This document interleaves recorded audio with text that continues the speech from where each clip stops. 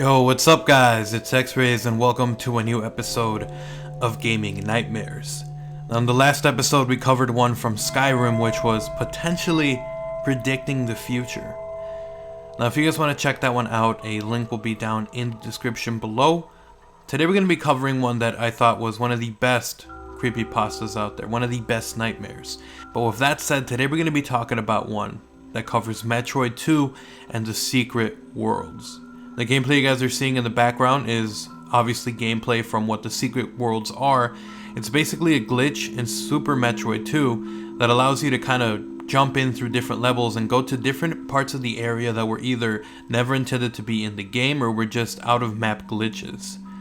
The gameplay was actually provided by a channel called VD. They haven't uploaded in 8 months, but I'm still going to credit them. Link is in the description below.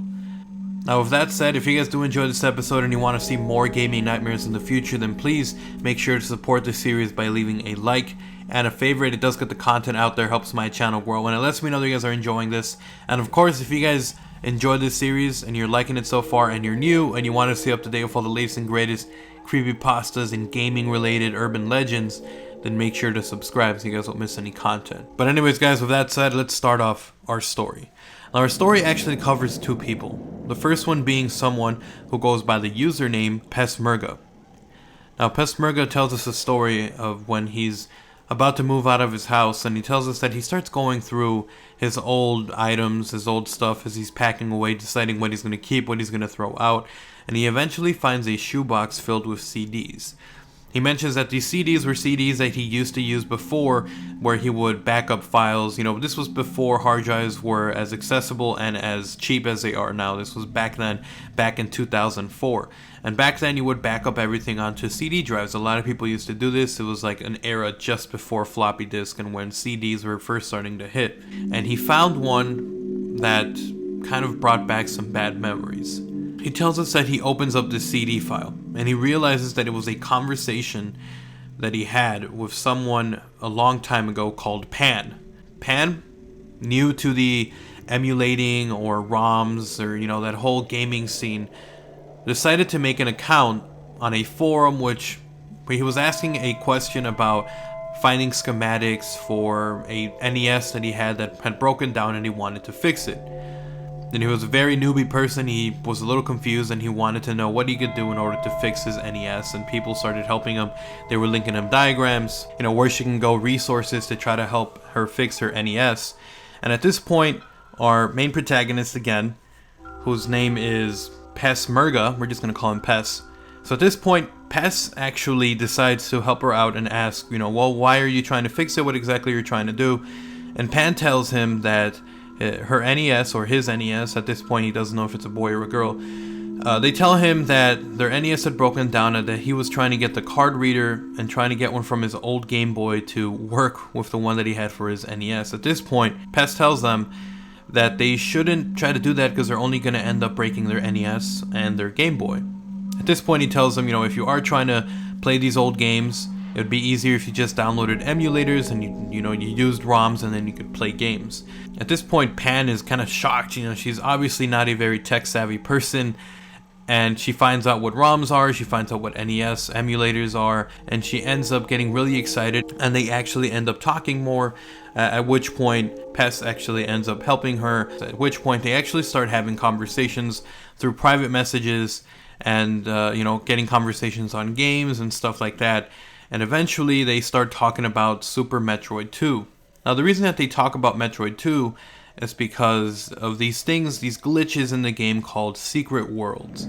There's even a whole forum dedicated to this, people trying to map out the secret world that's out there in Metroid, which are just, glitch rooms and, just different areas of the game that maybe were alpha stages and then just ended up getting scrapped and were left in there by accident.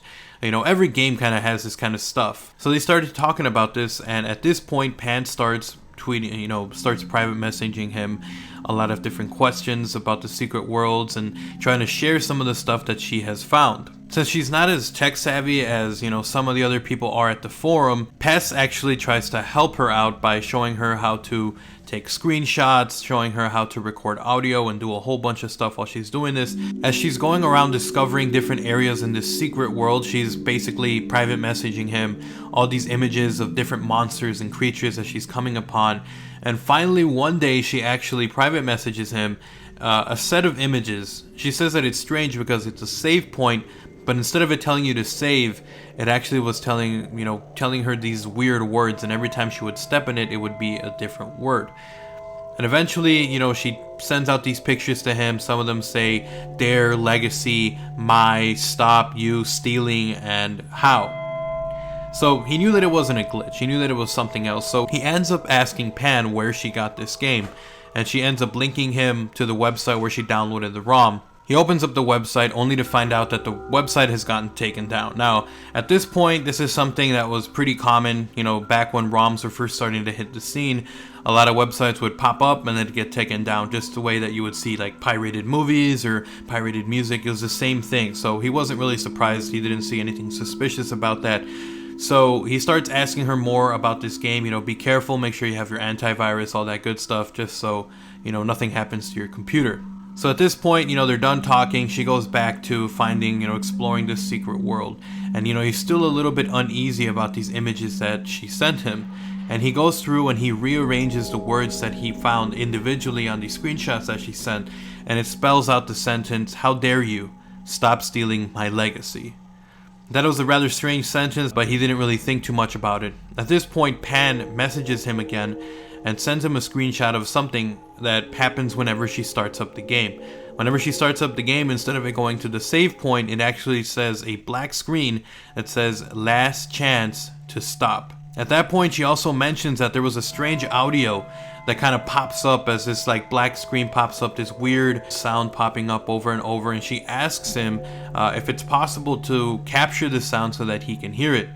He then shows her how to do it, and she sends him the message of what it sounds like, and I'm gonna play it for you guys now so you can hear what it sounds like. It's a little bit creepy, so here it is. I'm gonna play it for a second.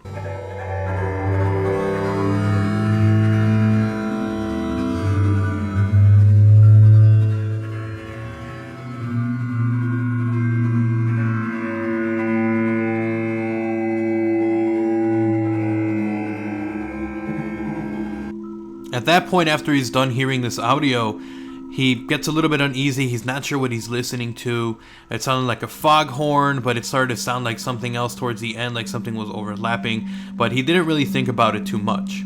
At that point, he was trying to get back to talking with Pan on the message board, again through private messages, and he gets no response, and it's later in the night, and he decides to go to sleep, wake up the next day, and hopefully there's a reply. He gets up early the next day, and there's no messages from Pan. He waits till later in the day when he comes back from school, still no message from her, and he gets a little bit scared. He gets a little bit worried. He's thinking maybe something happened.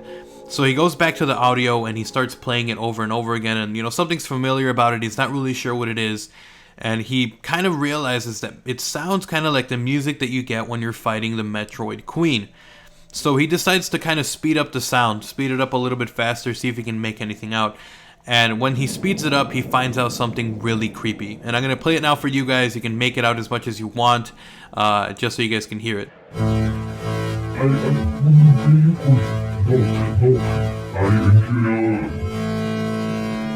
So as you're listening to it, and you guys can, I'll play it up again right now so you guys can hear.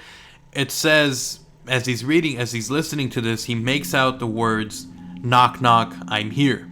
It sounds like at first it's saying, "I am blank blank." You can't really make out what it says next. And then the last part, it sounds like it's saying, "Knock knock, I am here." So if you guys want to go back and listen to it, it's basically saying "I am," and then it's like a little bit jumbled up, and then towards the end it says, "Knock knock, I am here." So he gets a little bit creeped out, what does this mean? Maybe someone showed up and, is this, maybe something happened to Pan, or he's not really sure. He's really uneasy about this, and he goes around asking different message boards, trying to find out if anyone knew about this hacked version of Metroid 2 that had like these weird glitches and sound effects and, weird cryptic messages, and everyone tells him that they've never seen anything like this. They think that he's lying, that he's just making up excuses. And again, he has no messages from Pan. It's been over a week. And finally, Eventually, someone private messages him, and it's not Pan, it's someone by the username user12345. And the message that he gets is, "Look up Gunpei Yoki." And at first he's freaked out because it's someone who knows about him going around to different message boards, but he never used his real username. He was kind of like an anonymous user, and someone was able to track him down and say, you know, you gotta look this guy up. So he's scared, he's kind of paranoid, but he decides to look up who this Gunpei Yuke is, and eventually he finds himself looking up this information and finds out that this guy was actually a pretty big deal. Gunpei Yuke was someone who worked on games like Donkey Kong, Mario Brothers, Kid Icarus, Metroid, and Metroid 2. And as it turns out, this guy had eventually broken apart from Nintendo, made his own company, but ended up dying in a car accident on October the 4th, 1997, which just so happened that it correlates to the same day that he stopped getting messages from Pan. At this point, he realizes that Gunpei Yuke is the sound that you hear when you're listening to that 7-second clip. It says, "I am Gunpei Yuke. Knock knock, I'm here." And this message that he posts on this website, which again I'm going to link down in the description below, is just him asking if anyone ever heard of this Pan character, if they think that maybe she was joking, if they have any more news, and it's kind of left as an anonymous tip. So if you guys want to check out this full article, I will put it down in the description below. The story, it has images, it has the sounds, it has everything for you guys to kind of follow along. It's a really interesting story, one that I thought was really, really creepy, unsettling, and, you know, who knows what can happen with hacked ROMs now. There's so many people who make elaborate stuff, and it gets out there. It gets pretty creepy. But anyways, guys, thanks again so much for watching this episode of Gaming Nightmares. Hopefully you guys did enjoy it. If you did, make sure to support the video by leaving a like and a favorite. It gets the content out there, helps my channel grow.